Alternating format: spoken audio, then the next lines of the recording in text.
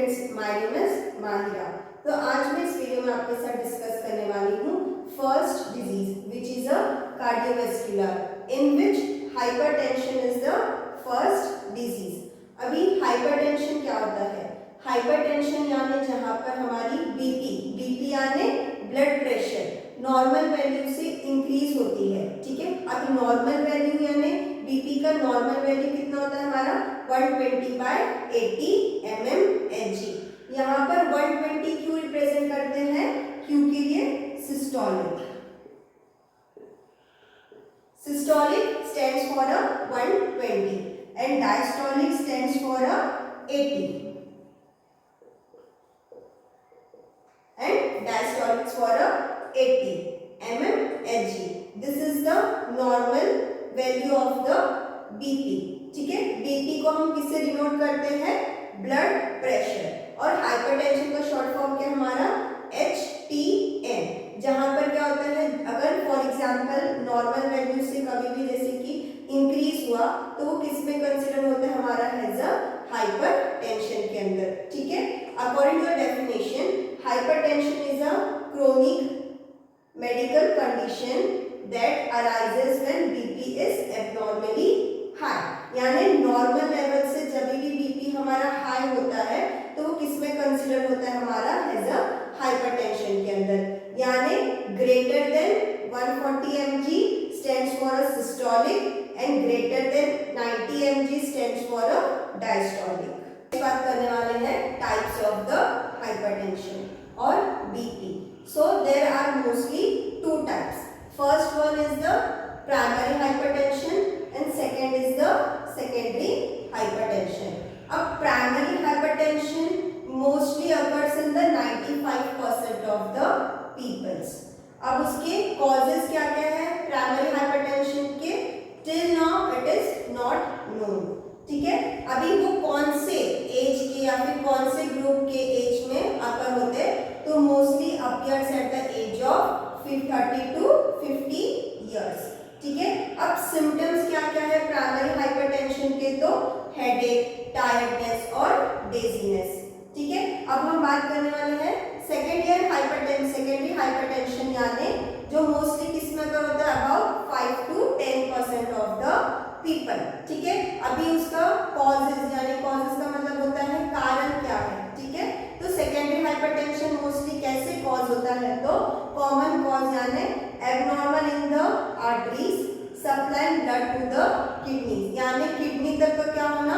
Abnormally blood supply होना, जिसकी वजह से क्या कॉज होता है? हमारा सेकेंडरी हाइपरटेंशन कॉज होता है। और अदर रीजन कौन कौन से हैं सेकेंडरी हाइपरटेंशन कॉज होने के? तो एबनॉर्मल हार्मोनल एबनॉर्मल एक्टिविटीज और टू मच सॉल्ट कंजम्पशन या फिर alcohol consumption. This are the two types of the hypertension. Etiology यानी कॉजेस।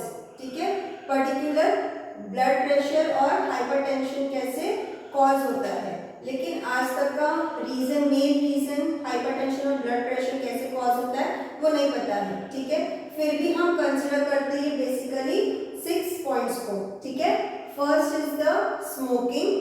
ठीक है, नेक्स्ट इज द ओवरवेट और obese can lead to the hypertension और ब्लड प्रेशर।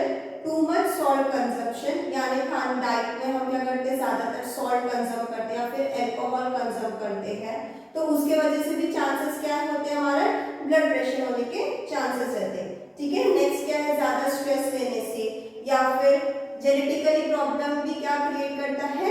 हाइपरटेंशन। ठीक है, और chronic renal failure. This all are the etiology of the blood pressure और the hypertension. So next हम देखने वाले हैं क्लिनिकल मैनिफेस्टेशन। क्लिनिकल मैनिफेस्टेशन यानी signs and symptoms. So what are the signs and symptoms of the hypertension or the blood pressure? So first is the severe headache, vision problem, chest pain, heart attack, difficulty in breathing, anxiety, sweating and vomiting. So this all are the signs and symptoms or the clinical manifestation of the hypertension। ठीक है, यानी फिर हमको मतलब क्या, अगर हमको hypertension होता है तो उसका उसमें हमको क्या क्या लक्षण दिखाई देते हैं, जैसे कि हमारा हो गया फर्स्ट जोर से सर दर्द देना, या फिर वॉमिटिंग आना, स्वेटिंग आना, ज़्यादा भूख लगना, या फिर हार्ट अटैक प्रॉब्लम, सांस लेने में तकलीफ होना, चेस्ट पेन होना, ये सब किस में आता है हमारा साइंस एंड सिम्टम्स और the clinical manifestation of the hypertension. So next है non pharmacological treatment. Non pharmacological treatment यानी how to treat hypertension without any drugs. तो फर्स्ट हमारा लाइफस्टाइल मॉडिफिकेशन, हम जो भी day to day life activities करते हैं उसको थोड़ा सा चेंज करना पड़ेगा टू ट्रीट द हाइपरटेंशन और द ब्लड प्रेशर। सेकेंड है adopt DASH eating plan. Full form of dash यानी dietary approaches to stop hypertension. हम जो भी डाइट लेते हैं या फिर जो भी हम खाते हैं उसमें से क्या करना पड़ेगा, हमको थोड़ा सा लीफी वेजिटेबल्स हो गया या फिर मीट हो गया या फिर फ्रूट्स हो गया, उसका इंटेक क्या करना पड़ेगा, हमको ज़्यादा करना पड़ेगा टू ट्रीट द हाइपरटेंशन और blood pressure. Third one is the reduce intake of the sodium. Reduce intake of the sodium means हमको क्या करना पड़ेगा, सॉल्ट का जो भी कंजम्पशन है वो थोड़ा कम करना पड़ेगा। नेक्स्ट है हमारा stop smoking and stress management, यानी स्ट्रेस कम लो टू ट्रीट द हाइपरटेंशन। ठीक है, नेक्स्ट है हमारा योगा और meditation. This all are the non pharmacological treatment to reduce the hypertension or blood pressure. Next is the pharmacological treatment. Pharmacological treatment यानी जहाँ पर हम drugs का use करते हैं to treat the hypertension. This all drugs are the first line treatment. So first one is the diuretics. Sub classification of diuretic is the thiazide and the hycilin.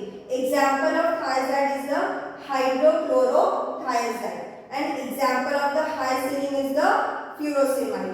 Second, renin-angiotensin system inhibitor. So sub classification of this is the ACE inhibitor. ACE stands for the acetylcholine inhibitor. Example of acetylcholine inhibitor is the captopril. Next is the ATI. ATI stands for the renin-angiotensin receptor blockers. Example of this is the telmisartan. Brand name of this is the Telma. Third one is the calcium channel blocker. So sub classification of the calcium channel blocker is the dihydroiodines. Example of this is the amlodipine and the brand name for this is the Amlog. Next is the phenylalkyline which is the example of the verapamil. अब हम next देखेंगे कि ये सब चीज हमारा to treat the hypertension में कैसे एक्ट करता है। ठीक है, सो डायरेटिक्स का क्या यूज है, रेनिन एंजियोटेंसिन सिस्टम कैसे इनहिबिट करता है टू ट्रीट द हाइपरटेंशन और the blood pressure. So what is the diuretics और what are the roles of diuretics in the treatment of hypertension, यानी डायरेटिक्स कैसे हेल्प करता है to treat the hypertension. So diuretics is the reduction in the intravascular volume with vasodilation. Vasodilation यानी जो भी हमारा blood vessel रहता है उसका क्या साइज क्या जाता है, इंक्रीज होता है, जिसके वजह से जो हमारा ब्लड फ्लो का जो रेट रहता है वो भी इंक्रीज हो जाता है। ठीक है, उसके वजह से क्या होता है, हमारा ब्लड प्रेशर जो रहता है वो लो हो जाता है। उसको रिड्यूस करने के लिए क्या यूज करते हैं, हम डायरेटिक्स ड्रग यूज करते हैं। नेक्स्ट है हमारा एंजियोटेंसिन रिसेप्टर ब्लॉकर। अब एंजियोटेंसिन क्या है, एक तरीके का केमिकल है हमारी बॉडी के अंदर जो क्या करता है, narrow of the blood vessels which leads to increase in the blood pressure. उसको या फिर नॉर्मलाइज करने के लिए या फिर डिक्रीज करने के लिए क्या यूज करते हैं हम, angiotensin receptor blockers helps to relax the veins and arteries to decrease in the blood pressure। ठीक है, तो ये क्या हो गया हमारा, एक तरीके का मैकेनिज्म ऑफ एक्शन हो गया इन टू ट्रीट द हाइपरटेंशन और blood pressure. Next is calcium channel blocker. तो कैल्शियम चैनल ब्लॉकर कैसे हेल्प करता है हाइपरटेंशन को ट्रीट करने के लिए। हमारी बॉडी के अंदर कैल्शियम प्रेजेंट रहता है जिसकी वजह से क्या होता है, हमारी जो हार्ट और जो जो ब्लड पंप करती है यानी सिस्टोलिक और डायस्टोलिक करती है, वो क्या करता है, कैल्शियम क्या करता है, उसको मोर स्क्वीज कर देता है, ठीक है, यानी कॉन्ट्रैक्ट होने के लिए क्या करता है, उसको एकदम टाइटली कॉन्ट्रैक्ट करता है। उसके अगेंस्ट, उसकी वजह से क्या होता है, increase in the blood pressure. उसको लो करने के लिए हम क्या यूज करते हैं, calcium channel blocker. So calcium causes the heart and the arteries to contract more strongly, that causes increase in the BP। उसको लो करने के लिए हम क्या करते हैं, उसके अगेंस्ट क्या यूज करते हैं, कैल्शियम चैनल ब्लॉकर यूज करते हैं। Preventing calcium from entering the cells of the heart and the arteries।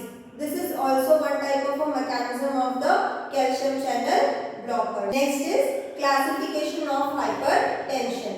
अगर पर्टिकुलर पर्सन को हाइपरटेंशन है तो हम कैसे जस्टिफाई करेंगे।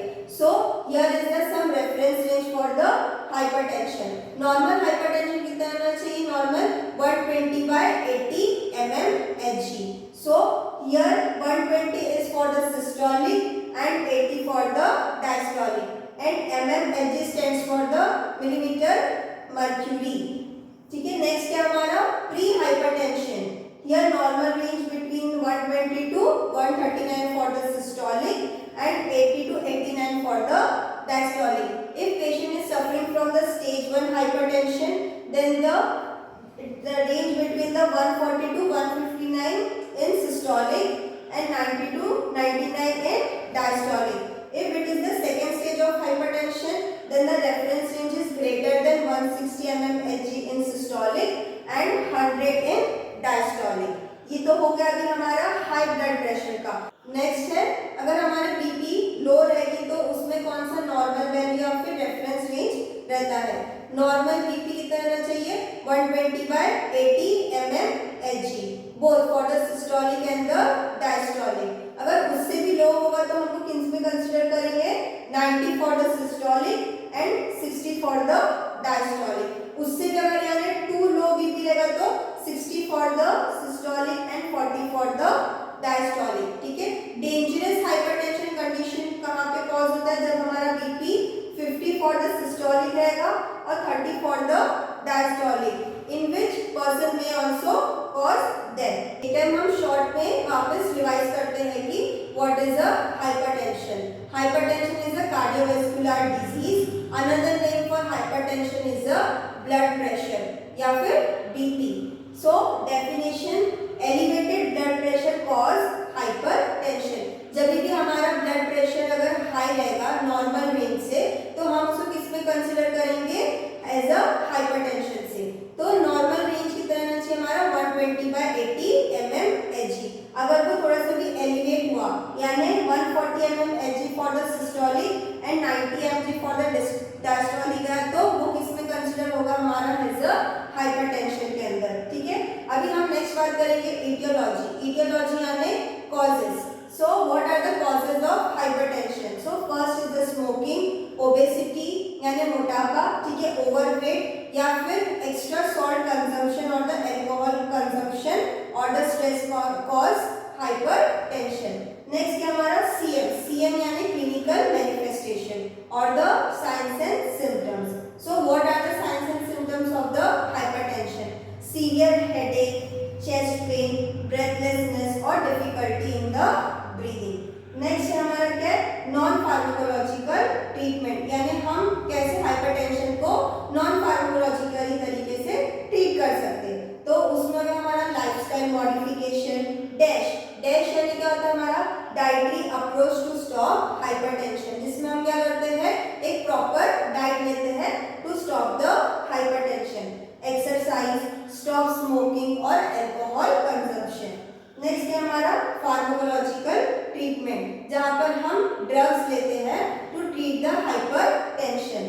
सो what are the drugs in the diuretics, calcium channel blockers, angiotensin. Here is the some example of the drugs, Telma or the Amlong. Telma is the telmisartan and Amlong is the amlodipine drug which is used to treat the hypertension. Next है हमारा classification. Classification है normal range कौन कौन से होते हैं hypertension की। उसके बाद क्या है हमारा टाइप्स। टाइप्स यानी